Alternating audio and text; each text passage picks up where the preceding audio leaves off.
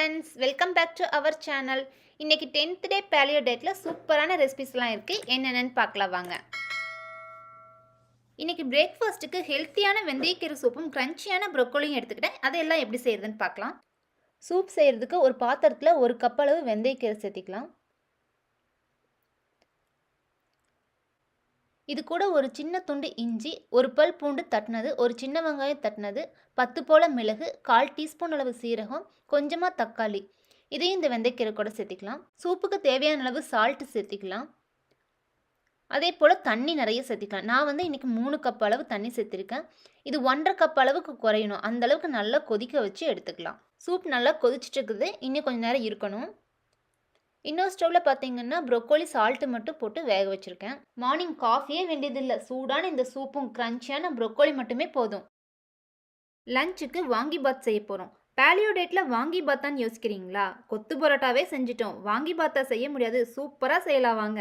வாங்கிபாத் செய்யறதுக்கு ஒரு masala powder ready பண்ணிக்கணும். அதுக்கு தேவையான பொருட்கள்லாம் பார்த்துக்கலாம்.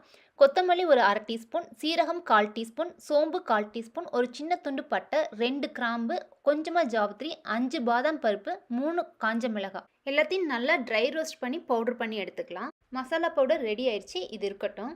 அதே கடாயில் 1 ஸ்பூன் தேங்காய் எண்ணெய், 2 ஸ்பூன் நெய் சேர்த்திக்கலாம்.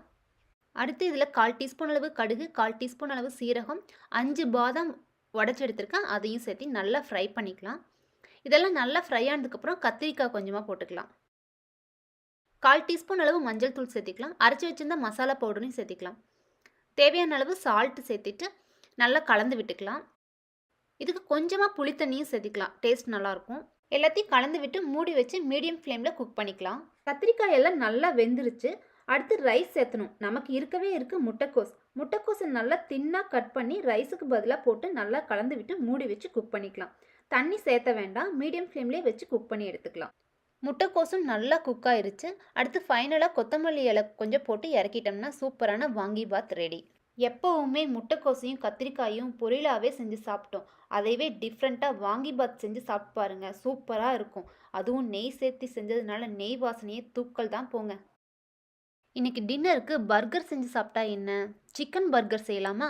ஒரு சின்ன தாளிக்கிற கரண்டியில் ஒரு எக்கில் சால்ட்டு பெப்பர் மட்டும் போட்டு கொஞ்சம் தேங்காய் எண்ணெய் சேர்த்தி பிளெயின் ஆம்லெட்டாக இந்த மாதிரி செஞ்சு எடுத்துக்கலாம். இதே மாதிரி 2 ஆம்லெட் செஞ்சு எடுத்துக்கலாம். அதே கரண்டியில் கொஞ்சம் துருவன சீஸையும் போட்டு சிம்மில் வச்சுக்கணும். கொஞ்சம் நேரம் இருந்து திருப்பி போட்டு குக் பண்ணிக்கணும். ரொம்ப கிறிஸ்பியாக வேண்டாம், கொஞ்சம் முன்னாடியே எடுத்துடலாம். 2 ஆம்லெட் ரெடியாக இருக்குது. அதில் நம்ம ரெடி பண்ணி வச்சுருந்தோம் இல்லையா சீஸு, அதை வச்சுக்கலாம். அடுத்து குக் பண்ண சிக்கன் போன்லெஸ் சிக்கனாக எடுத்துக்கோங்க. அதை இது மேலே ஸ்ப்ரெட் பண்ணி விட்டுக்கலாம். அடுத்து இன்னொரு ஆம்லெட்டையும் அது மேலே எடுத்து வச்சிட்டோம்னா சூப்பரான டேஸ்டி சிக்கன் பர்கர் ரெடி. எப்பவும் ஒரே மாதிரி செஞ்சு சாப்பிட்றத விட டிஃப்ரெண்ட்டாக இந்த மாதிரியெல்லாம் செஞ்சு சாப்பிடும்போது நம்ம டயட்டில் தான் இருக்கிறோமா அப்படிங்கிற டவுட் நமக்கே வரும். நார்மல் டயட்டில் இருக்கிறவங்கள விடவே நம்ம சூப்பராக செஞ்சு சாப்பிட்டோம். இன்றைக்கி நம்மளோட ரெசிபிஸ் பற்றின உங்களோட ஃபீட்பேக்கை கமெண்ட் செக்ஷனில் சொல்லுங்கள். Health is wealth. ஹெல்த்தியாக சாப்பிடுங்க, வெல்த்தியாக இருங்க. இந்த வீடியோ பிடிச்சிருந்தா லைக் பண்ணுங்கள், ஷேர் பண்ணுங்கள். நம்ம சேனலை சப்ஸ்கிரைப் பண்ணி மறக்காமல் பக்கத்தில் இருக்க பெல் ஐக்கன் பட்டனை ப்ரெஸ் பண்ணி வச்சுக்கோங்க. நாளைக்கு இன்னும் சூப்பரான பேலியோ ரெசிபிஸோட உங்களை எல்லாம் மீட் பண்ணுறேன். Thank you friends.